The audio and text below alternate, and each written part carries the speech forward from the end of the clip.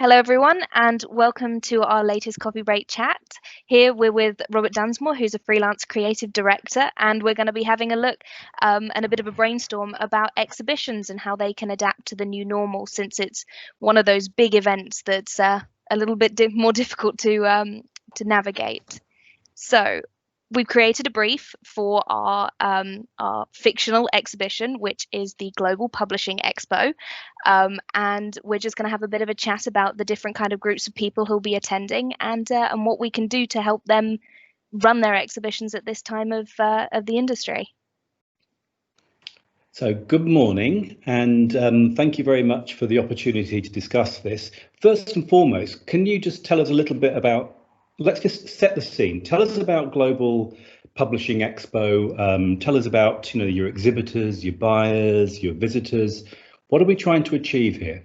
Absolutely. So I'm an event planner and I'm organizing the Global Publishing Expo. So it's a leading global event for the publishing industry. It's a must-attend 2-day business-to-business event, which attracts the leading publishing companies who negotiate contracts and discover the latest trends, insights, and opinions in the industry.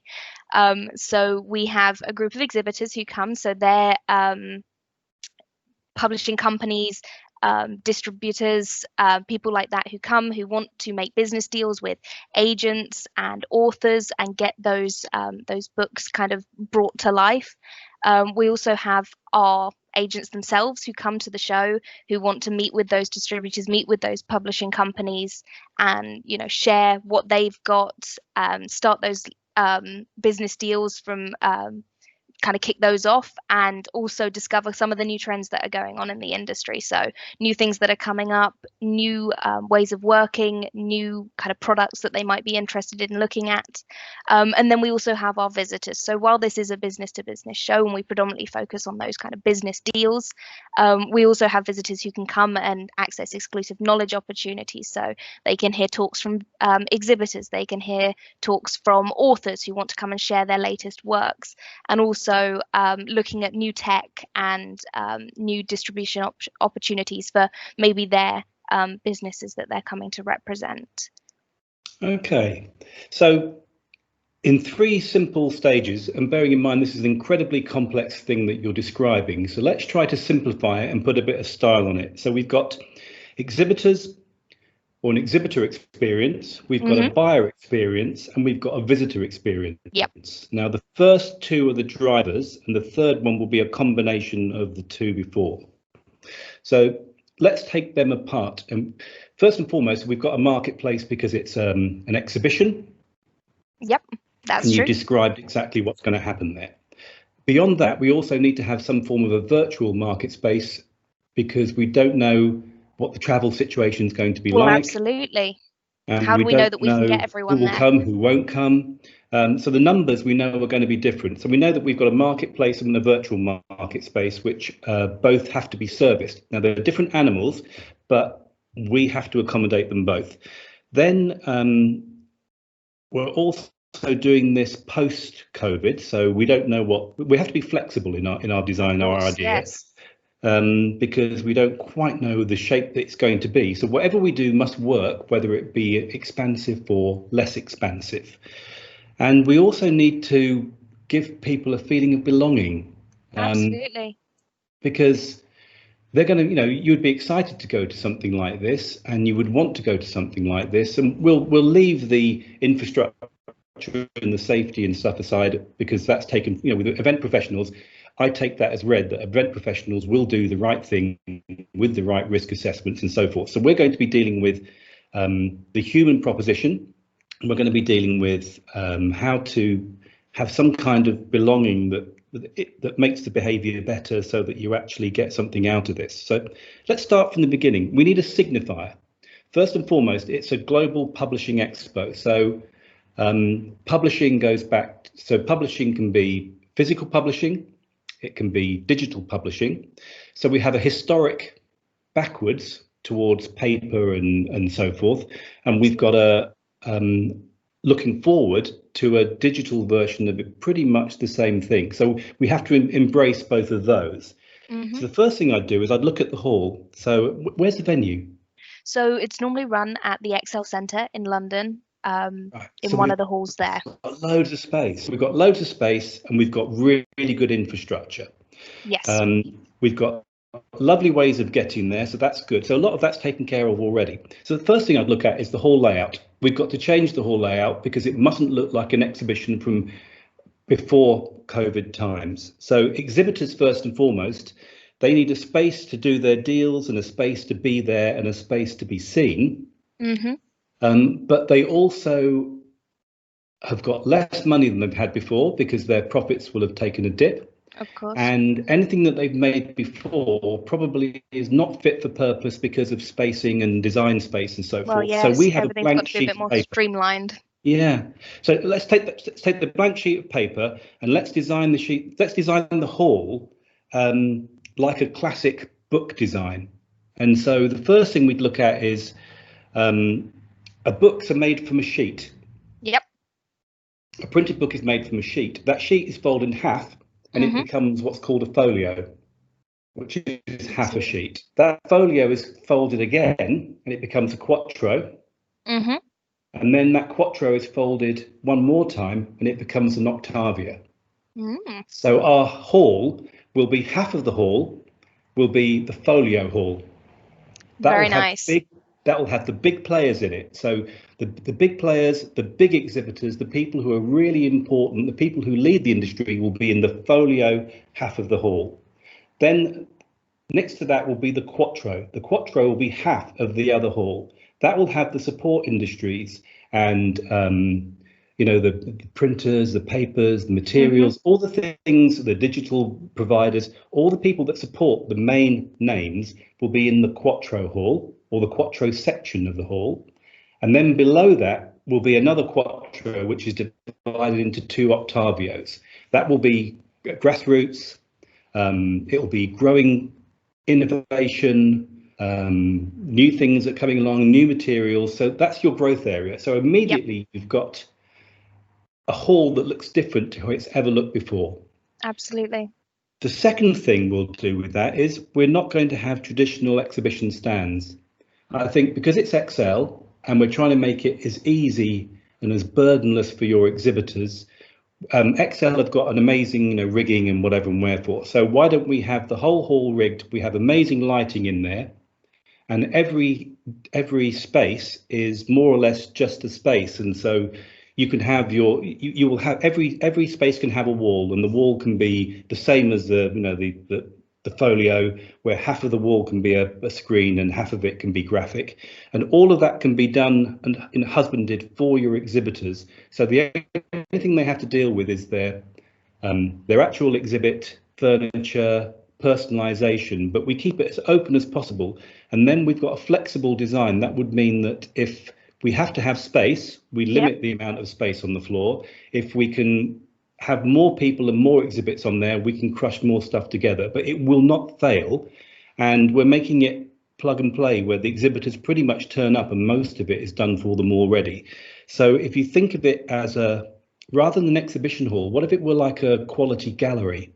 Yeah, Gallery, a bit more like beautiful space, beautiful light, and then all of the exhibits are personalized by what the exhibitor brings around with them. So we're using less materials. We're doing roughly a quarter of the build that we would have done, which is it's more accessible, it's more sustainable, and it will look quite cool. And then we employ a lighting designer to make every stand look really, really sexy. Now, the next hall to that has to have theatres in it, because you mentioned education for the buyers and so forth. absolutely, yes. So there, we will do the same thing there. We'll have the hall will be split into the folio, which will be a large theatre. Large theatre will be a theatre in the round, so in the centre, and you'll have large LED screens north, south and east and west of you. And in the other side of the hall, there'll be two smaller theatres. Now, those smaller theatres can be hired by the exhibitors and used for presentations. You can use that as interactive studio theatres to connect with hubs or groups of people that are outside the hall, the virtual marketplace and so forth. And the main hall we can have two screens which deal with the content from a speaker or a presentation, and two of the other screens, so say north and south, might be we could lay it out like a parliament if we wanted to. North and south screen would be content in the room from a speaker, and the east and west screens might be groups of people outside. In other words, it's a virtual audience and a physical audience, so that we can do with the space and so forth. The layout is definitely making me think very Shakespeare's Globe kind of thing, with the circular aspect. Yeah, I like that. But it's very interactive, and what you're saying is you've got access. Yes. And if we have to have space, it still will look kind of cool, and it will look nice on camera and off camera as well. So yeah, I agree with that. And the two of so all of the halls have already had a look. So if you walk into this Global Expo and you see the Folio, Quattro, Octavio layout, immediately, if you're in the industry, you kind of recognize it when you're looking at a floor plan. It will feel familiar, which is something we need this year. We need events, although they're going to look different. And that's that belonging that I think we referred to at the beginning. And, belonging drives behavior at the end of the day. And then it means that when you see a picture of this show, it looks different to every other show. It doesn't look like every exhibition you've ever been to before. And we're actually building less. Yeah, but we're building less as well, which is more sustainable and more affordable until we sort of get back up on our feet. Then you mentioned the buyers and the visitors. So let's look at the actual buying experience. So if you go into your hall and you're an exhibitor and a buyer goes in there, there has to be all the things that you would expect. So you need to have the exhibits that you can see and so forth, and we've got live streaming and so forth. But what we also need to do is then to extend the accessibility. So if it's a hosted buyer, is it a hosted buyer or a nearly hosted buyer? Let's say nearly hosted buyer. Right. So since we're not facilitating a lot of travel, we'll keep it nearly hosted. Yeah. So if we learn a little bit from hosted, but apply the good bits, you've still got more flexibility. So you could book an appointment with one of the stands in the Folio area. When you go, if you've booked that in advance, you could have a menu when you book that and say, I like tea, I like coffee, I like an infusion or this snack or whatever it be. And your snack could be prepared. Again, we're looking post-COVID and we have to make sure people are safe. Your caterers, you could order from your caterers snacks that are made for individual people or individual meetings, and they can be pre-packed so that your guest opens them and no one has to handle anything. We could do as much of the catering as we possibly can as a deliver catering service. In other words, all of the concessions that you've got outside in Excel, what if you pre-order as much as possible? If you pre-order, you can pre-pack. If you pre-pack, you can keep everything safe, and you can stop queues so that you're reducing the amount of people that are queuing for drinks and so forth. And maybe function it a little bit like a Deliveroo sort of thing, where less people need to be traveling to go and get things because people are bringing them to you. Well, let's take that further then. So if you've got an Excel Deliveroo proposition so that you can have stuff delivered for an 11 o'clock meeting or an 11:30 meeting, what if you go a little bit further? What if you can't get to the show and you've got a show maker and you can actually have a delegate or someone go around the show for you? You could actually have a virtual experience, so a deliver me experience. In other words, I can't come from Shanghai because I can't fly at the moment, or I can't do this, or my company won't let me move from the States at the moment because we've got a limitation on movement. But you as the organizer could supply somebody, and you could interview your delegate host or your show maker, and then you could tell them what stands to go to on your behalf. So you can see everything on screen, but they would be your touch and your feel. So absolutely, we could just I like take that a bit further. And then what if we expand that? What if every single booth has its nice furniture, its beautiful lighting, its gallery? What if each one also has a touchless terminal, which is maybe voice activated or whatever, because we can do anything we want in this one at the moment. But as touchless as possible. What if there was a virtual marketplace as well? And so each stand had, if you shorten your day when people are actually in there to mitigate exposure, what if the earlier times could be sold to virtual attendees. So you could have a virtual marketplace that's open from 8:30 till 10 o'clock, where you take interviews on a screen. Yep. And then you've got your show running, 10:30 to whatever it be. And then after, you could have the virtual marketplace open for an hour and a half afterwards. Yeah. You could also, because we've seen with the virtual that we've had at the moment, our audiences have actually increased because accessibility is better and there's no problem. I was just thinking, if you open it up early and late, the people that will be able to come are the people that might not have been able to attend during the day due to time zones. I love that. So shielding or time zones or high risk people might want to come during a quiet time. Absolutely. So they could attend when it's less risk. If they're in another country, they don't have to stay up till 2 a.m. to attend a meeting because it's open at a time that would suit them, and keep that as accessible as possible. I think that's a beautiful idea. And again, it's breaking down the experience for each of the visitors or each of the buyers to make it better. You build it for the exhibitors, but you've got to break it down for the buyers and the visitors so that they belong to your community. What about a legacy? What sort of legacy would you want for this? What do people get to take away, or how would you want that to work for this community? I think the important thing, especially this year, would be to take away the fact that not that you don't need to have a physical exhibition, because obviously we want to keep running the event, but that there are other ways to do it. There are ways to achieve what you need without what you always thought you had to do. The legacy should be that the events are changing, that we can adapt to that, and we can still facilitate what people need to get their business done. Yeah, and that's where I actually love the idea of this particular expo because of what it is. Being like a cross between a gallery and a department store. In a department store, you've got sight lines where you can see all the way through. By having less building, we're being more sustainable, but we're increasing accessibility and it's better space design. And I think there's a quality feel about that I really like. What if if all the content, because there's going to be a lot of content that's digital, with the virtual marketplace, with everyone going around with the way that we're using this, with lots of technology and touchless stuff and so forth. What if there's no reason why all of your talks and you're in the theatres, there's no reason why a lot of the interactions on the stand couldn't actually go into like an ebook almost?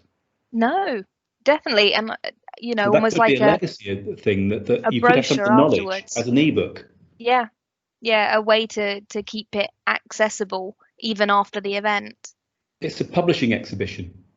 So we publish a digital legacy for things that have happened, for all the things that people miss. So, and that goes to that wider community. So, whereas you might have had X number of thousand people coming, because of your virtual or your hybridish kind of thing, it's quite possible that your digital iteration of the hybrid is larger than your in person. Yeah, and certainly to begin with, it will be, and that just brings everyone in together. So it's that leveler at the end of it is that there is an e-publication, which is because an ebook can be an experience, can't it? Yeah, absolutely. And there's no reason why you can't tailor that for different industries.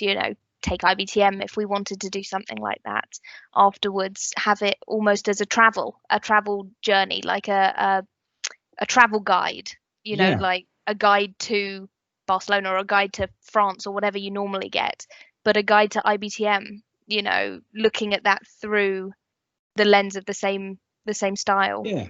And if we refer back to the gallery, the folio hall and the Quattro hall, done more as a gallery where you've got one wall for each exhibitor, which is perhaps half digital, half print, it means that the exhibitors can spend more on the content, on their video content and their presentation content, and that can all go in your ebook.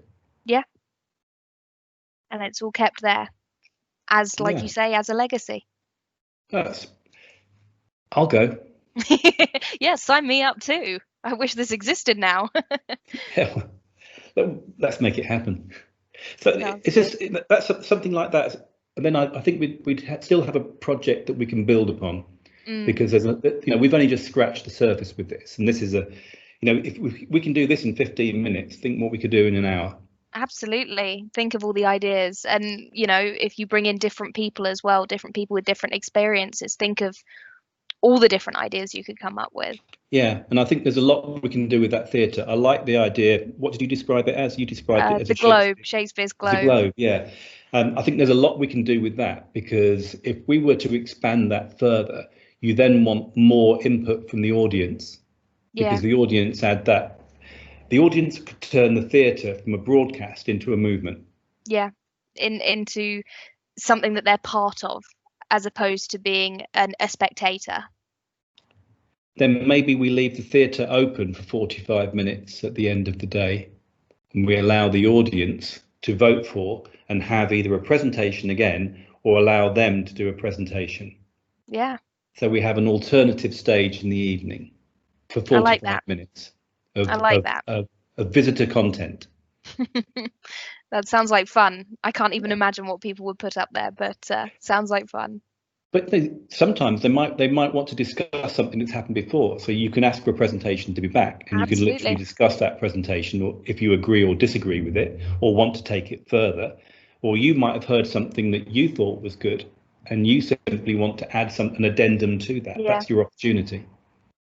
Yeah, that's lovely. It's that interactivity that I think events sometimes need, that connection with the speakers, with the topics.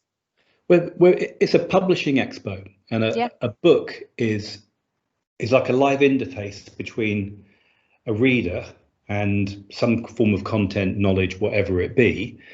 And an event is an interface between some form of content, in this case physical content, and a viewer. Yeah. So they share so much in common, and they're not complete until you have the viewer or the reader. And that's the thing that I love about it. So I don't see why we can't do more of that reciprocity and actually, bring the thing alive. Absolutely. Well, thank you so much for joining me today, Robert. I think this has been a really interesting exercise. It's been great to see how you could approach things differently, because I think at the moment a lot of people are very much, well, this is how we've always done it. We need to get back to that. But it's lovely to see of ways that can be developed, that can be grown into something new, into something different. So yes, it's been wonderful talking to you today. Yeah. And it's been a lovely exercise to do. Let's do it again sometime. It's nice. Sounds good. Thank you. Sounds good. Thank you very much. Yeah, bye-bye.